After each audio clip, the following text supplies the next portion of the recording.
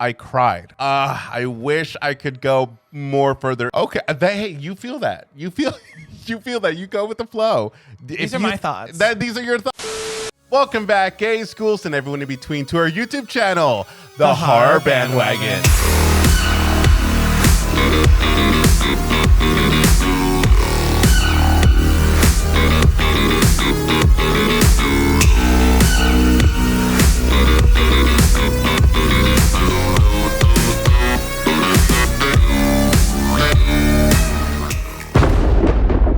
Hi, my name is Sergio. And my name is Cody. And we are boys for horror analysis, Criticism, and spooky, and sometimes kooky entertainment. And guys, it is officially time to give you our non-spoiler review. We just got back from watching Scream 2022, so this is really on the fly. It's gonna be quick. We're gonna give you our fresh take on what we thought of this film. And we got some thoughts. We do. But you got to stay tuned to find out what it is. It could be good. It could be bad. It could be mixed. I don't know. We're going to get into it. But before we get started, make sure that you like this video, subscribe to our channel, press that notification bell so you can get notified for our spoiler review when we will really spill the tea later this weekend. And go ahead and comment below. Tell us what you thought. First off the bat, we want to let you guys know, definitely go see this movie. Oh, yeah, obviously, be safe. Stay healthy, do everything that you need to do, but I think you should totally go see it in theaters. We are going to try to hold off our spoiler review as much as we can. I think we might just do it on Sunday night, so give people some time to go to the theater and watch it, but I think it's totally worth going. Oh, yeah, for sure. Completely agree. So let's start off with the new cast performances. What did you think of the new cast?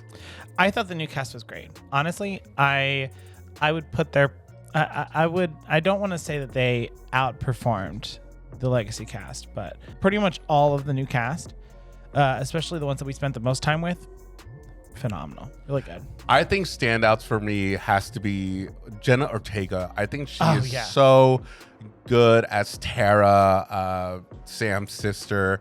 I think I think she was in particular really, really good.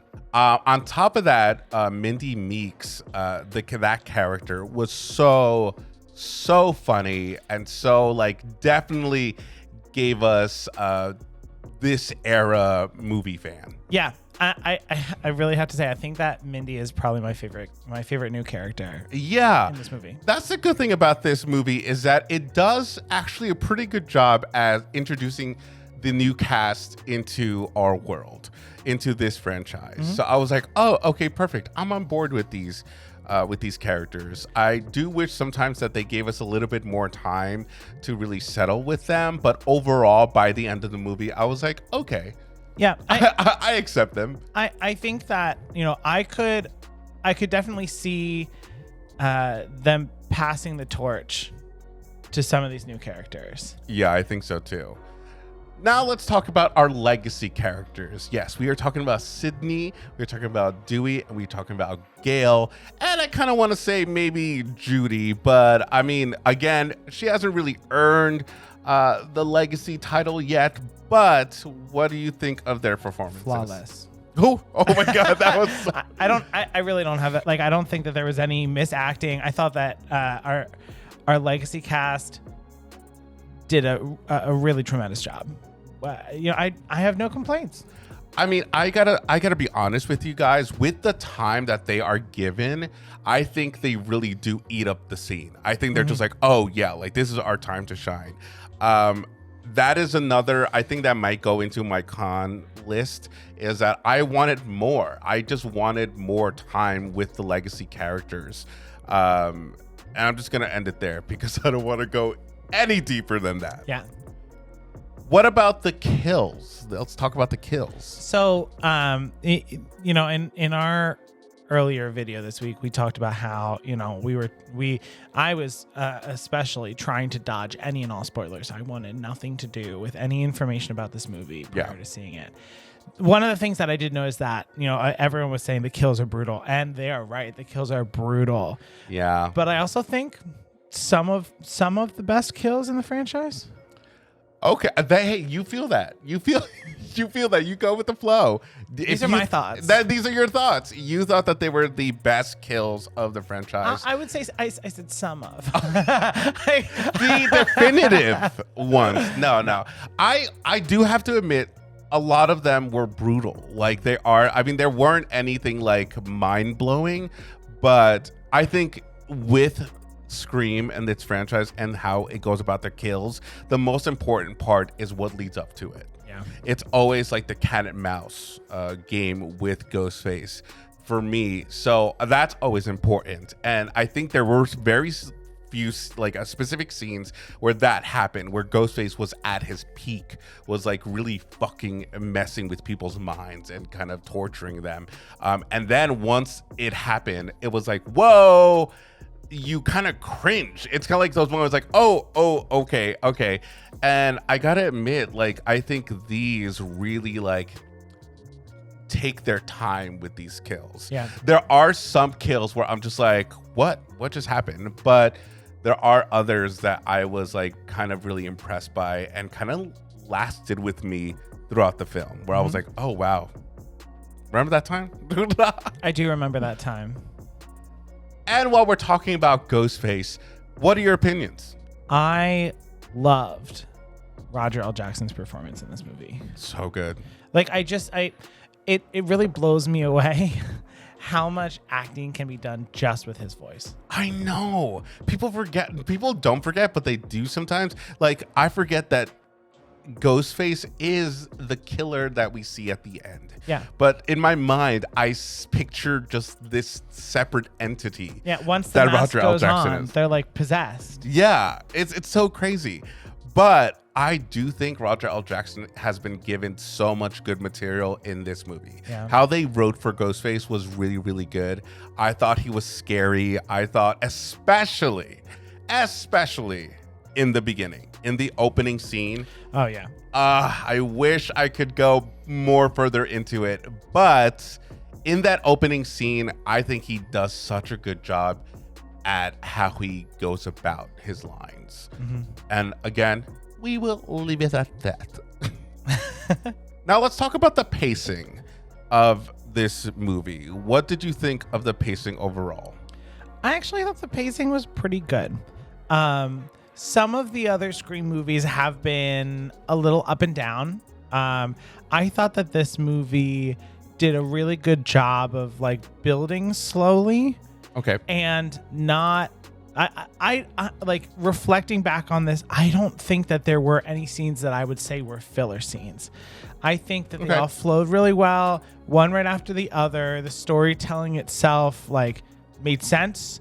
It didn't like it. I really think that the pacing itself was good because it did build, it did climax at some point. But I don't think that it was very like roller coastery. It was like it just was a steady amping up until you were like, all right, I want to know what happens. I want to know who Ghostface is.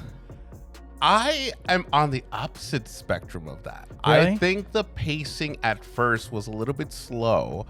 And then it gets really intense and it's like picking up really fast, but then it dies down a little bit and then it picks up really fast. So the pacing for me, because you can still do that and have really good pacing. Mm-hmm. I think the movie is a little bit, and again, I need to have a second watch and really make a definitive answer for that. But first reaction from it, I thought the pacing was a little wonky, and I felt like, being how the previous films with Wes Craven, having him just be a master at pacing, because you think of A Nightmare on Elm Street, that movie, you know, sometimes people think it's like, it just goes by because so much happens and it's steadily pacing.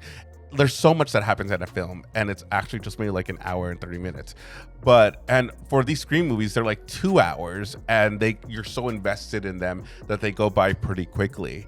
And for this one, it just felt a little bit not as balanced as I'm used to, I guess. But yeah. Now, what did you think of the tone? And I think with pacing and tone, it really does have to do with the fact that we have new directors, and we're not used to Wes Craven anymore. Rest in peace. Yeah. But what did you think of the tone of the movie? I will say, I think I think the tone was a little bit different, not necessarily in a bad way. Okay. I actually think that it makes sense when you fit it into the bigger picture of the movie. And, we know that Scream movies are always, really aware of the horror meta at the time. And I think that is true of this movie also. And I think that just that fact gives this movie a different tone than the other Scream movies really had. Yeah. And part of it is the new directing. I'm sure that we all wish that we could have had more time with Wes, that we could have gotten another movie, especially in the Scream franchise, out of him. But I don't think it was bad. I'll say that. I know my voice sounds like I think it was bad. It's just because we're recording this super late at night. I think that when he's tired, he gets very sassy. I think overall it was much darker. And that is actually one of my cons about it. I love return to form when movies do it. When a movie goes off balance, like Freddy, where he gets all jokey and he's just taken as a joke for a little bit, but then he's able to, like a Wes Craven's New Nightmare, he goes back to being a scary Freddy in that movie.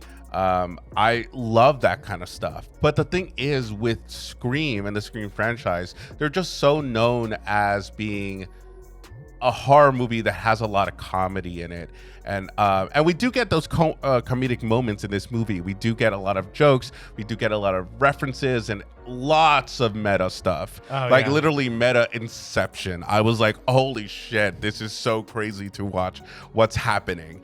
When they're talking about the rules and how everything has to do with requels and how there's always the franchise always has to come back to the original, and how we're talking about elevated horror now because that's where horror is right now. Everything is more elevated, and it's like, okay, what about the original slashers? What about those? Let's stick to kind of those. Why can't we bring that? I love that kind of conversation in this movie because that brings out I'm familiar with this kind of Scream.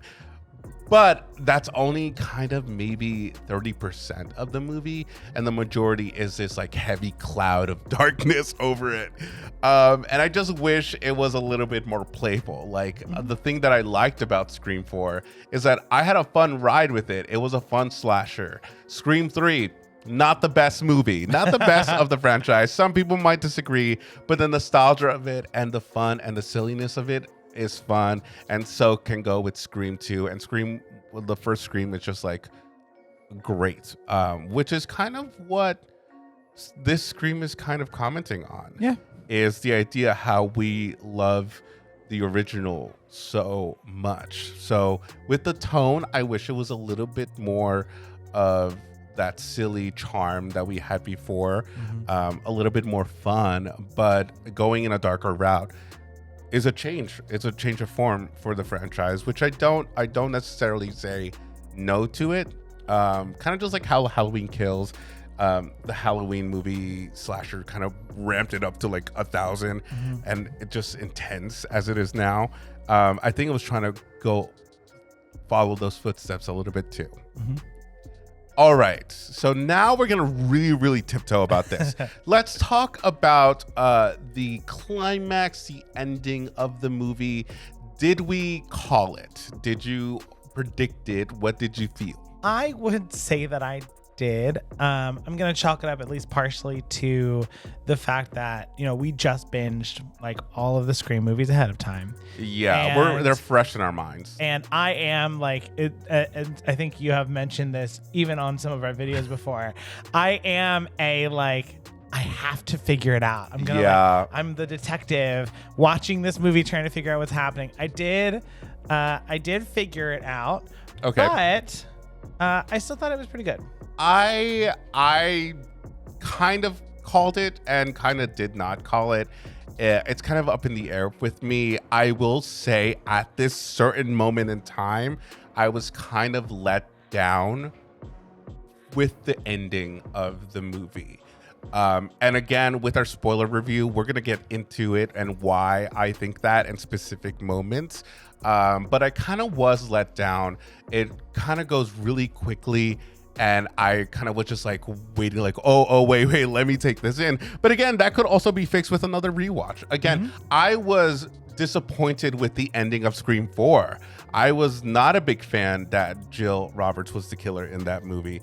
And eventually now we're calling Jill Roberts iconic. And some people love that killer reveal, except for Charlie. We don't talk about Charlie. We don't talk about Charlie. We're watching too much Encanto. I know. Oh my God. We have to stop watching Encanto. But don't stop watching Encanto. Oh my God. That's the real meta. Anyways, there is a portion of this movie where I was like, there's a choice that was made, and I liked it at some point, and at another point, by the end of the movie, I was like not really on board with it anymore. And I think you know what I'm talking about. I do. Okay. Well, and I feel pretty similarly. Yeah. How they handled it, I was like, interesting. And then they didn't take it where I thought they were going to go with it.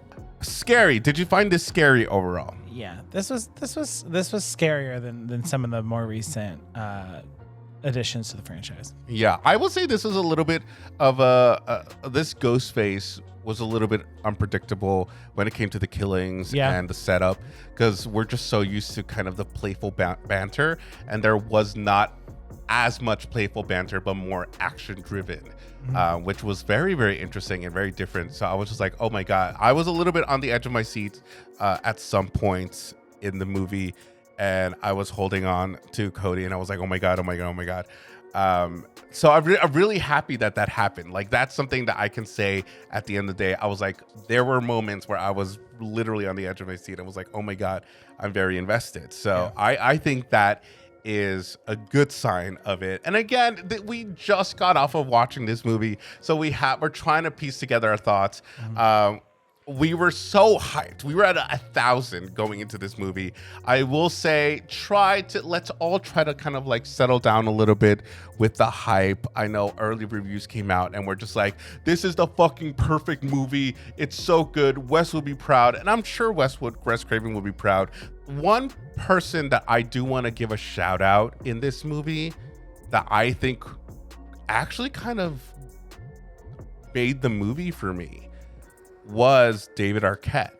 I think David Arquette's portrayal of Dewey in this movie is the best since the original. Yeah, I would agree with that. And my favorite Dewey is actually in the second one. I think he was so charming in the second one. And I love that relationship with Gail and Dewey in that one.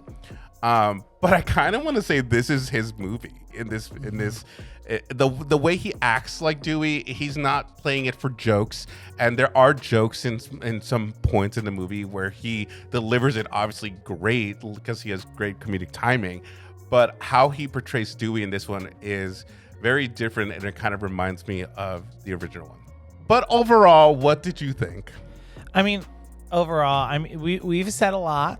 We've said a lot. Yeah. Go watch this movie. I loved it. I had a really fun time watching it. I'm sure that you will too. And so definitely before you watch our spoiler review, go watch the movie. Bring your own thoughts to the discussion. Honestly, can't wait to see all the Easter eggs that people found. Oh, yeah. Because even when I got back, we found out one Easter egg that we totally missed, and it's probably the most important one for me, and probably for you as well. Yeah. That I can't believe we missed, but I think this was smartly done, and I will say I think give it a few years and it will stand the test of time. I think it will be added to rewatches of Scream. So the only thing that we do want to ask you guys is try your best to be respectful in the comments, please. So if you say that you saw it, great. Tell us if you loved it or you didn't like it. I want you guys to save your comments of specific things for our spoiler review when we release that later this weekend. There you can go nuts with the comments and tell us what you thought of specific things But we just want to give everybody the chance to watch the movie and also just watch us talk about vaguely about things. All right, guys. So overall, this movie at this time, I'm going to give it a out of 10, 7. I'm going to give it an 8. Okay. And this could change. This could change by Sunday. Yeah, we do plan to rewatch the movie again to try to like pick up on some more things so we can really give you a proper, well-rounded discussion. Oh, one thing I do want to tell you, I cried. I cried in this movie, and I won't tell you why. Oh, life is brutal. But with that, stay safe and make sure to go over to our Instagram. Follow us there at The Horror Bandwagon. or on Twitter at Horror Bandwagon, no the. You can also make sure to subscribe and press the notification bell so that way you can get notified when we release a video just like this one. All right. We are also planning to release our Chucky featurette reactions. Yeah. Those are coming to you really soon, as well as we're going to be watching Strangers Prey at Night, the sequel to The Strangers. We've gotten a lot of requests from you guys to watch that one, so we're going to react to that and release that later this month. All right, guys. So with that being said, we have been your source for horror analysis, Criticism. and spooky And sometimes kooky. entertainment. Bye. Time for sleep.